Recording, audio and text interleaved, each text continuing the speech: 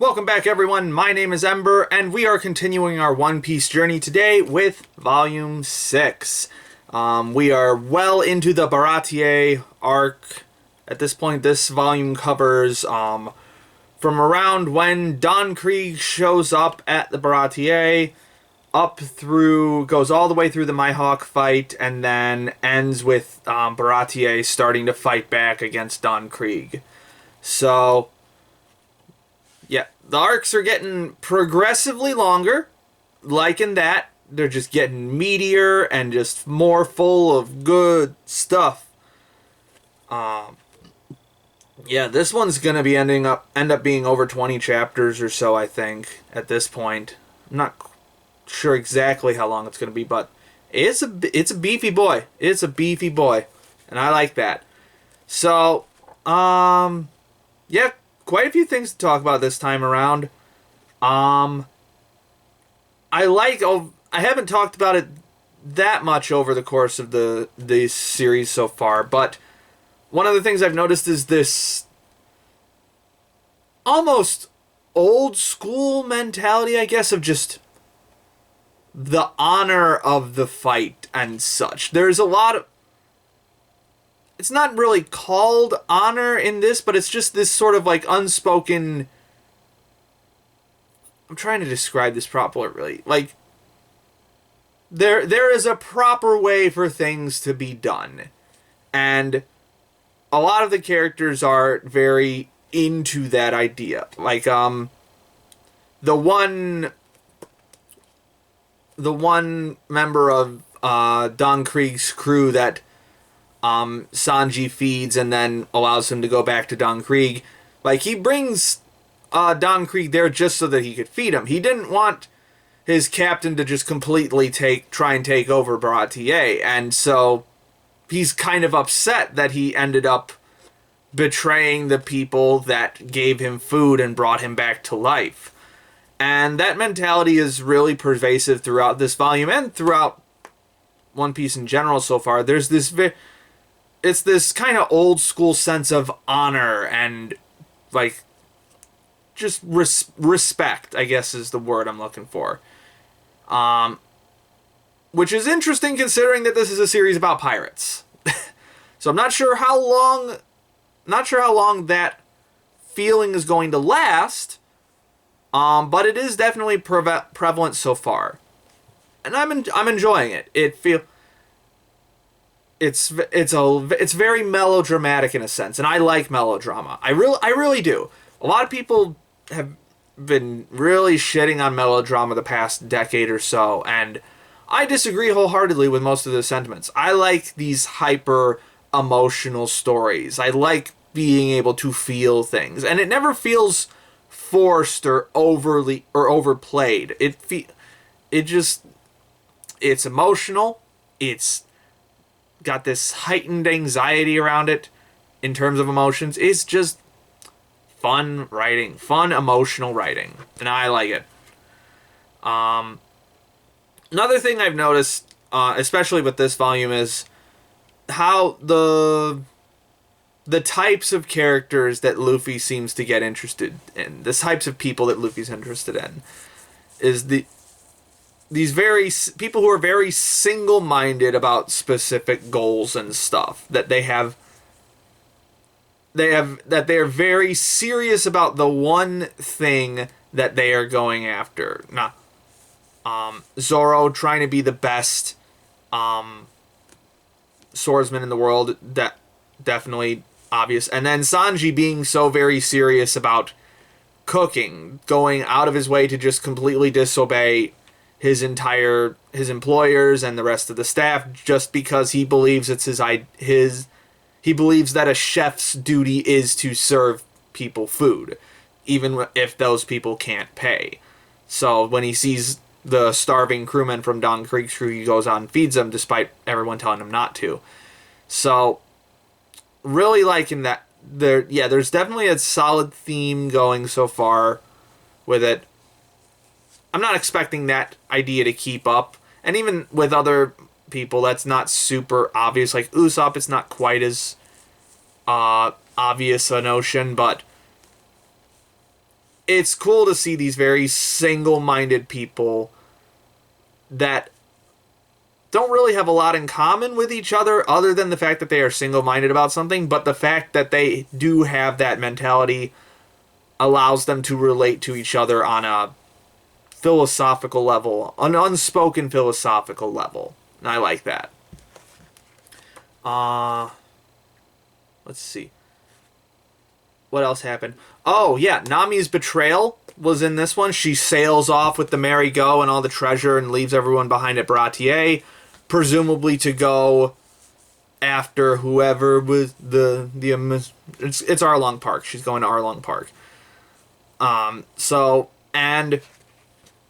yeah, it seemed a little sudden in the moment, but as it played out, it started to fit a lot better, and at the very end of her exit in this chapter, we see she's super broken up about this. She didn't want to betray everyone. She's bawling her eyes out, but she knows that she has something to do, and so that got to me, man. Just see, like, the fact that she's throughout the series so far, she's been like this little trickster girl. She's never quite clear whose side she's really on, though she mostly sides with Luffy and co out of just the fact that they are the most obvious choice to side with. But here it was more beneficial for her to turn on them, and so she did, even though it hurts. And man, that just some really solid, just one page just completely was just a perfect bookend to that little saga there. Just that little tiny bit of her arc. And I'm really excited to eventually get around to the conclusion of that arc in Arlong Park.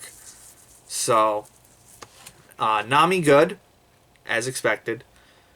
And of course, then we have the Mihawk fight. Zoro versus Mihawk. I believe I'm pronouncing that correctly. Mihawk? I don't know. I'm going to say Mihawk, because that sounds cooler. Dracul Mihawk. Now, initially, when I first saw him, I got a bit of a Spanish conquistador kind of feel to him, but when he revealed that his name was Dracul, I'm like, oh, okay, never mind. It's more of like a vampire hunter or just a general like vampire hunter kind of aesthetic, which is kind of cool. Love him. Very obviously super fucking powerful dude. Completely pushes Zoro's shit in, but Zoro shows so much honor and dedication to his craft in the moment that Mihawk lets him live so that he can become stronger. Again, that sense of honor and respect for the craft that these people are pursuing. It's so fun to watch, and it's just love it. Very interested in seeing what, and I imagine it won't be for a very long time, but I will be interested in seeing when Zoro finally gets his rematch with Mihawk. And so, looking forward to that. And again, let me find a decent picture. Really fucking cool design. Again, just love that design. Just so fucking cool and badass. He's got a little mustache, a little angular mustache. Looks so fucking intimidating. And he's just, the way he speaks, he's so matter of fact about stuff. He does not give a shit about anybody other than himself. And then maybe Zoro eventually. But he's just, the amount of presence that he exudes is so cool. Such a cool, I'm not gonna say villain. He is an antagonist. He is an antagonist. We'll call him just such a cool antagonist for Zoro to face off against. and just the way he completely wrecks Don Krieg's ship. Just the power scaling through the fucking roof. We have very this is just a taste, I imagine, of what the Grand Line has to offer. So very interested in that. And we got some more world building. He told us about how the Grand Line and the Red Line divide this world into 4 seas. We're currently in East Blue right now, and the East Blue is the tamest of all the seas. So can't wait to see what the other seas offer. Yeah, this is gonna be the world building is very slowly but methodically stacking up, liking that. So that was fun. I did notice there was a lot more detail in the drawings this time around. Like, let me see if I can find a good picture of what I'm talking. Just like the sheer, like, there's a lot more drawing in this little stretch of chapters, which is cool. I like seeing and it doesn't sacrifice too much of the flexibility and momentum that Oda usually has. Plus, he still makes really good use of, let me see, of just general like negative space and just really strong paneling and compositing. So not a whole lot was given up in favor of that detail. But I did notice there was a lot more general detail to the drawings, because Don Krieg's ship is so big and detailed and extravagant. And of course, Don Krieg has his armor, and which requires a lot of different line work and stuff. So it's an interesting addition to the aesthetic. And again, just some really cool spreads making use of those details while still being simple and easy to read. Yeah. Just fucking boom. Goodbye, ship. Anything else? I don't think I have anything else to talk about. Very interested to hear more about Chef Zeph's backstory, or if he has any backstory relation to Sanji, as a old pirate turned chef.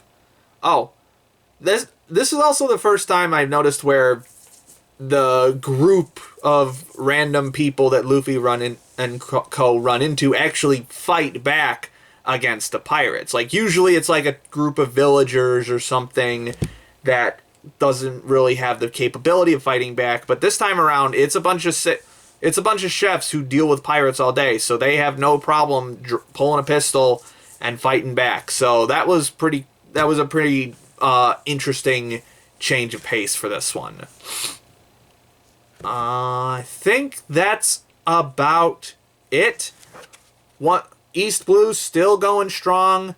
Again, I'm gonna keep saying this until we get out of this part. I have read all of East Blue before, but that was like over a year ago. Very excited to. We're about halfway through East Blue now, a little over halfway through. So very excited to finally reread this and go past this to see what else One Piece has to offer. So thank you all for joining me. Like and subscribe and all that call to action stuff. Leave any comments below about what you thought of it, what you think of these chapters, or if you have any suggestions for these videos. I'm going to go back to recording for the main channel. Not for the main channel. This is for Anime News Network, but I'm going to go do that now. My name is Ember, and I'll see you next time.